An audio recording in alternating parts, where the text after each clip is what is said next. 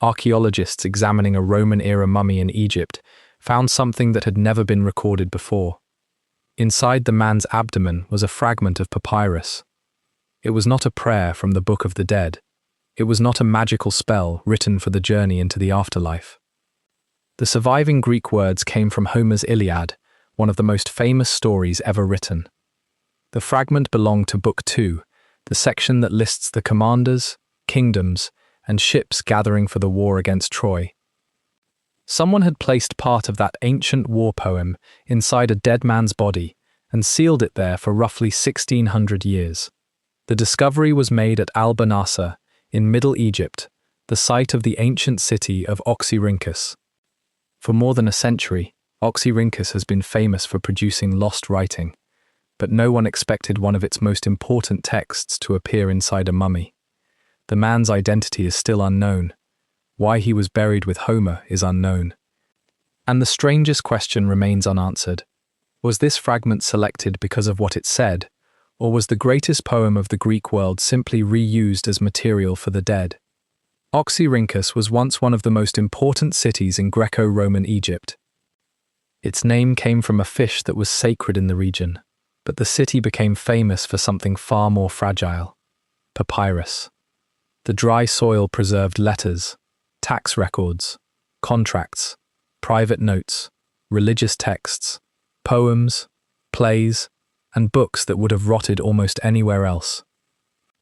If discoveries that bring lost voices back from the ancient world are why you are here, subscribe and turn on notifications, because this mummy does not preserve only a human body. It preserves the moment when Egyptian burial traditions, Greek literature, and Roman rule met inside a single grave. The mummy dates to the 4th century AD. By then, Egypt had been under Roman control for more than 300 years. The native pharaonic dynasties were gone. The great pyramid-building age had ended thousands of years earlier. Yet mummification had not disappeared. People still prepared bodies for burial, wrapped them in linen, placed protective objects around them, and drew on beliefs that had developed along the Nile over countless generations. At the same time, Greek remained an important language of education, government, business, and literature. A person living in Roman Egypt could worship Egyptian gods, speak Greek, obey Roman officials, and follow local burial customs without seeing those identities as contradictions. Oxyrhynchus was exactly the kind of place where those worlds overlapped. Its streets held temples, public buildings, markets, homes, and eventually churches. Its residents wrote in several languages and followed changing religions. A Greek poem inside an Egyptian mummy may seem impossible to us. To the people living there, the combination may have felt completely natural. The Iliad was already ancient when this man died. The poem had probably taken shape more than 1,000 years before his burial. It tells part of the story of the Trojan War, focusing on the anger of Achilles and the destruction caused when the greatest Greek warrior refuses to fight.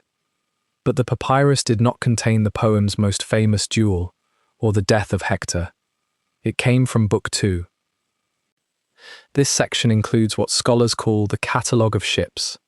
Homer names the Greek leaders, the lands they controlled, and the forces they brought to Troy. Kingdom after kingdom is called forward. Ships gather, warriors are counted. The entire Greek world seems to assemble for a journey across the sea. To a modern reader, the list can feel long and formal. In the ancient world, it carried memory. It connected places, ancestors, heroes, and communities to a shared legendary past. A listener could hear the name of a homeland and believe that its people had stood among the armies at Troy. That makes the fragment's position inside the mummy even more intriguing. Was the passage chosen because it described a journey? Was the dead man imagined as joining a great gathering beyond life? Did the list of heroes provide protection, prestige, or a connection to Greek identity? Or did the words themselves have no special meaning to the embalmer? At present, archaeology cannot answer. The papyrus was deliberately incorporated into the mummification process, but deliberate placement does not automatically prove deliberate selection of the passage. Ancient materials were often reused. Papyrus was valuable. An old document, damaged book, or unwanted copy could be cut apart and given a new purpose. Fragments were used to reinforce mummy coverings, form cartonnage, wrap objects, and fill spaces. It is possible that the embalmer needed a piece of papyrus and used what was available. But this fragment was found in the abdomen, a part of the body where protective texts could also be placed. Other papyri discovered in mummies have contained magical or ritual writing. Those words were meant to help the dead, defend the body, or guide the deceased through dangers beyond the grave. This is what makes the Iliad fragment unique. It is the first known Greek literary text found deliberately included in this kind of mummification context. The difference is enormous. A magical spell clearly belongs to a funeral. A passage listing the ships sailing to Troy does not. Unless the people who buried the man believed that it did. The discovery began during excavations in late 2025. The team was working in the necropolis of Oxyrhynchus, where generations of people had been buried in chambers cut and built beneath the desert. The mummy belonged to an adult man from the late Roman period. Researchers are still studying the body, and they have not announced his name, profession, age at death, or cause of death. The papyrus itself survived only in fragments. Time had darkened and damaged it. The writing had to be examined by specialists, trained to recognize ancient Greek hands and incomplete lines. A few words can be enough. Ancient literature followed known patterns. Names, phrases, and sequences can identify a passage even when most of the page has disappeared. The researchers connected the text to the second book of the Iliad and to the list of forces preparing to sail against Troy. That identification turned an unusual burial object into an unprecedented discovery. Oxyrhynchus has produced Homer before. In fact, Homer was one of the most widely read authors in the ancient Mediterranean. Children copied lines as school exercises. Teachers used the poems to explain language, history, morality, and public speaking. Educated readers quoted Homer in letters and speeches. Copies circulated for centuries.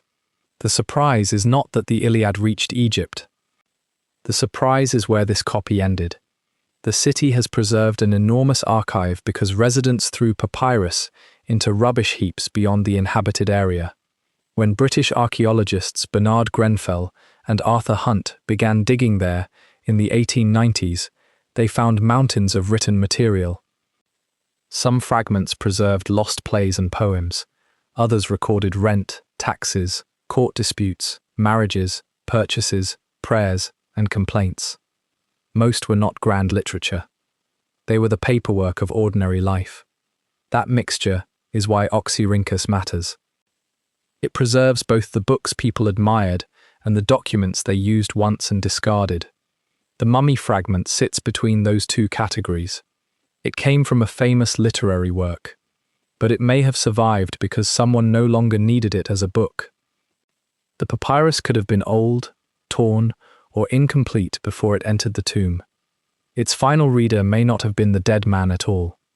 It may have passed from a scribe to a student, from a household to a workshop, and finally into the hands of an embalmer.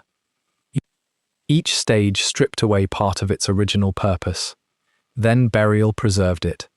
The same act that ended the papyrus's life as literature allowed it to survive as archaeology. The wider cemetery reveals just how mixed burial practices had become. During the same excavation season, archaeologists found additional mummies with 3 gold tongues and 1 copper tongue. Ancient Egyptians sometimes placed metal tongue-shaped objects with the dead so they could speak before the gods. Gold was associated with divine flesh and eternity. The copper example is more unusual, and its meaning is still uncertain. However, researchers have not confirmed that the man containing the Iliad fragment had one of these tongues. The finds belong to the same broader excavation, not necessarily to the same burial. That distinction matters. It is easy to combine every strange object into one spectacular mummy. The evidence does not allow that. What it does show is a cemetery where old Egyptian ideas continued under Roman rule, while new languages, images, and customs entered the tombs. Elsewhere in the complex, archaeologists encountered objects connected with Greco-Roman religion and art. The people buried at Oxyrhynchus did not live inside one clean cultural category. They inherited Egyptian beliefs about preserving the body. They lived in a world shaped by Greek language and literature. They belonged politically to the Roman Empire. And by the 4th century, Christianity was spreading rapidly through Egypt. The mummy with Homer came from a century of major change. Temples still stood. Traditional rituals still survived. Christian communities were growing. Old texts continued to be copied, even as new religious writings circulated. A single family could live through transformations that would later be divided into separate chapters of history. The grave closes those chapters together. This is also where the most dramatic version of the story needs to slow down. Archaeologists did not find the complete Iliad inside the mummy. They found a fragment from one section of Book 2. There is no evidence that the dead man was Homer, a warrior, a royal figure, or a secret guardian of forbidden knowledge. The passage does not reveal a lost version of the Trojan War. It does not prove that the events described by Homer happened exactly as written. And no one knows whether the fragment was chosen for its meaning. The safest conclusion is still remarkable. A Greek literary papyrus was placed in the abdomen of a mummified man in Roman Egypt. It survived for around 16 centuries. And its words can still be connected to one of the oldest works in Western literature. Future study may reveal more. Analysis of the linen and burial materials could refine the date. Imaging could show how the fragment was folded or positioned. Study of the handwriting may indicate when and where the papyrus was copied. The body may reveal the man's age, health, diet, injuries, and possible social background. Other fragments from the tomb could identify names or relationships. But the most important answer may remain beyond recovery. Why Homer? Perhaps the family chose words they believed were powerful. Perhaps the dead man had been educated through the Iliad and carried a familiar text into eternity. Perhaps the Catalogue of Ships symbolized departure, distance, and the gathering of heroes. Or perhaps an embalmer reached for an unwanted scrap without caring what it contained. All 4 possibilities lead to a different story. One is about belief. One is about identity. One is about symbolism. And one is about chance. Archaeology often survives at the point where intention and accident become impossible to separate. Someone intended to preserve the man's body. Someone intended to place papyrus inside him. But no one intended for archaeologists, 1600 years later, to read those words and wonder why they were there. The body became a sealed archive. The abdomen became a hiding place. And a fragment of a story about warriors sailing toward Troy crossed another kind of distance. It passed through Greek tradition, Roman Egypt, an ancient funeral, and centuries of darkness. The man's name has disappeared. The people who mourned him have disappeared. The reason for the papyrus may have disappeared with them, but the words survived. Not in a library. Not in a temple. Not inside a scholar's home. They survived inside the body of a stranger, buried beneath the Egyptian desert.